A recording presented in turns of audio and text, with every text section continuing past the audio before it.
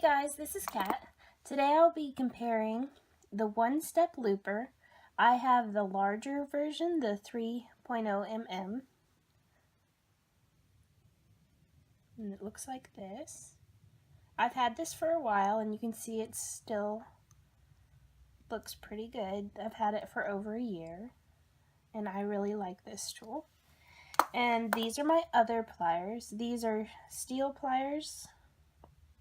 They're supposed to be stainless steel, but they look like they're getting rusty a little bit. Those are from Firemoutain gems.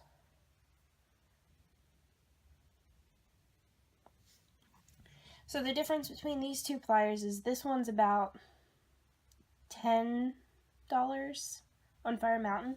This one, without any coupons or anything, at Hobby Lobby is about $30, and that's a lot for pliers.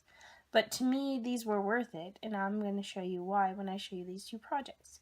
So for the first project, I'm going to show you the green earrings, and what you'll need for this one is 2 focal green beads, 2 larger red beads, or you could do the same size, small or large, or like medium and medium, whatever you want. And then I've got some of these kind of rhinestone spacer beads. I love these things, and these are silver colored ones. And then you'll need 2 hooks and 2 head pins.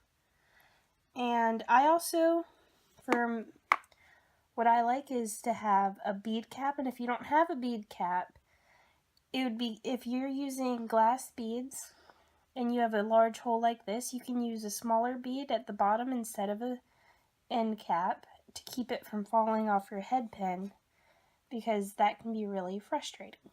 Anyways, let's get started.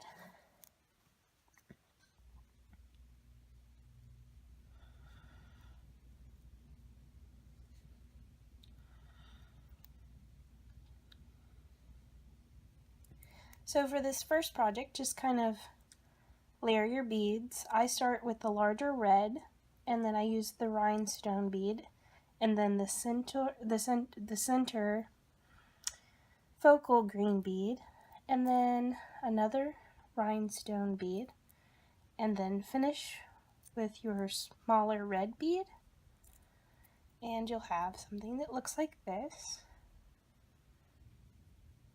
It's a pretty large earring, a little weighty, but I kind of like that. Now, I'm using my regular pliers to show you to begin with. Now, what you want to do when you're using regular pliers is you just want to have enough on the end to make a loop, because one of the biggest mistakes I make is leaving too much on the end, and that makes it more difficult with regular pliers. So, kind of decide what size loop you want.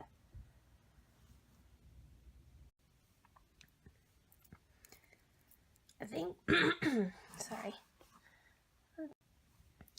So I think I'm going to cut it about halfway because it's a lot on the end, so I can get a nice small loop for this earring. So I just clipped it off.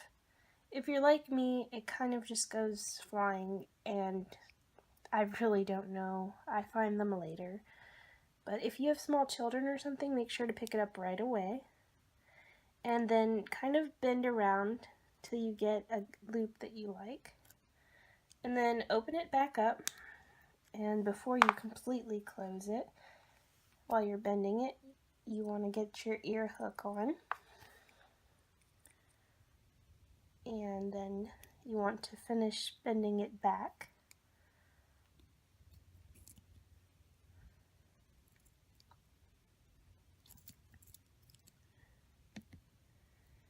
And the way I've done mine, it actually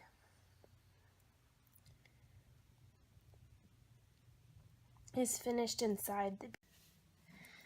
So here's the first earring and how it came out. You can see that this is nicely hidden, so I'm going to try to do that with the other one. And that's the first earring, so let me work you through the second earring. just the same thing. You want to try to do it as close to the same as possible. If you're using bead caps, make sure you don't stick it in the wrong little hole, because there are multiples and it looks really funny if you accidentally stick it in one of the petal holes instead of the middle hole, which I have done. And then I had to take apart the whole earring and redo it. It's all part of learning though. You'll probably do it anyways if you try them out one day. It's just one of those things that most people do. And then, just like in the other earring, we're going to cut this end over here in half so that it can be pretty even. And then we're going to bend it in a loop. You just do it the best you can. Then you pull it back up. Now put your ear hook on here, and then, oh, don't do that. Be careful, because if you cut it a little bit short, it can be a little difficult to maneuver, but it's still possible. And then just want to twist it till it touches your other end, and then you have a matching pair of Christmas earrings. And this is the first pliers, the red ones, just regular pliers. Oh, and they're also magnetic. See? That's another plus to these pliers. I like both, but usually I use those for wire working, which I might show you another day. And now for the second pair of earrings, I'm going to show you in just one moment. For your second pair of earrings, which I'm going to close with the looper tool, I'm going to use 2 red lampwork beads. They don't have to be lampwork, but lampwork looks really nice. And this is actually, sorry guys, this is actually a Christmas themed lampwork one, so I like that. And we're going to use 2 little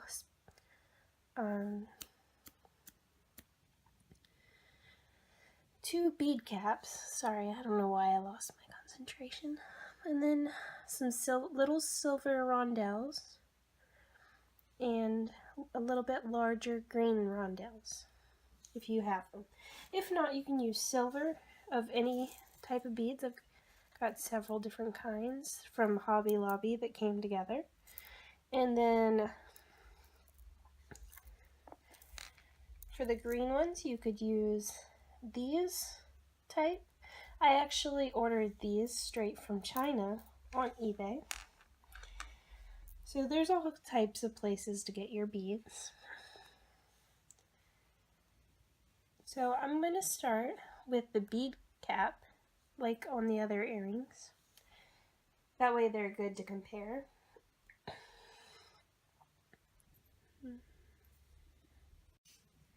And then instead of just leaving it like that, I am actually caging in the lampwork bead with another bead cap, so that and that. And that actually usually looks really nice on jewelry to help make your best beads stand out.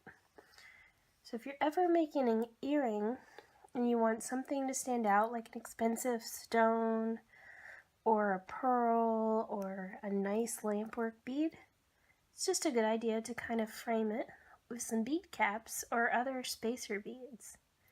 Anyways, this is what our earring's gonna look like right here. Let me go ahead and put the other one on as well.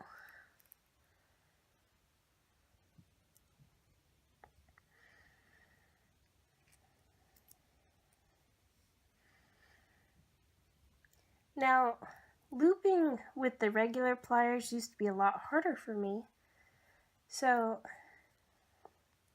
I'm not sure this video is the best comparison if you're a complete beginner, because when I was first trying to make loops on my own, they seemed like one of the most impossible things. That's why I found this tool really appealing, especially for beginners. But it may also make it so that you have a hard time with actually making your own loops later on. But here is the result. Nearly a perfect loop. The only thing that I don't like is that this one actually makes really big loops, and I would have preferred to buy one of the smaller sizes, but you can tell that that's a pretty good job. But it will be a little bit open already, so you can go ahead and put your hook on that, and then you have to finish closing it yourself. So don't expect it to already be closed all the way, and sometimes the loop will get malformed because you do have to use your other pliers to still close it in, but it does help to make a nice round loop if you have trouble with it. And there you go. And that's what that loop is like. And you can tell that's a lot less work than actually bending it yourself, especially if you are a beginner, like I said before. This tool can be worth investing in if you need to save some time while you're learning, but also, like I said, it can be a hindrance because while you're learning, you need to practice, so it makes it kind of hard to practice if you don't do it. So it's just up to you whether you want to learn to loop by hand or you think this is adequate enough. But there we go. We have 2 pairs of Christmas earrings. I hope you guys enjoyed this tutorial. Now, it's up to you to decide what you like best. Now, for these pliers, I'm actually going to say that to me, they are definitely an awesome tool. And I also know that these tools are great as you're getting older because it's harder to bend wire and different things. So this can help you to continue jewelry making for a longer time. And these are just good tools all around, but like I said, it is rusting, and it was supposed to be stainless steel, so I don't know why it's rusting, but you know, a little bit of sanding or, you know, there are things to clean them up. So I'd say on a scale of 1 to 10, I'd give this one about a 7, because it does rust, but they're really nice, smooth pliers still, and they don't rust as much as the Walmart ones. And for this one, I'd definitely give it like probably an 8.5, just because it's a bigger size. If these had been the smaller pliers, I probably would give them a 10 instead. But like I said, because they're the 3 ones, for what I use them for so far, I will only give them probably like an 8.5. But they are really good. I just suggest the smaller one for most earrings and attachable things to jewelry. But I'm sure there are reasons for the 3. It's just most people won't want to buy more than one, so that's why I suggest either the smallest one or the medium one. The 3 is the only one I actually found when I was at the store. That's why I got the 3. But now I know, and one day I'll probably get smaller ones too. And I'll probably work with both, because there are things to make bigger loops for, like in wiring and stuff, that this might actually be very useful for. And it's useful for earrings if you can tighten the loop a little bit to make it a little bit smaller. Anyways, I hope you enjoyed this video, and I'll try to bring you guys more tutorials as I can, and I hope you have a good day wherever you are. Bye!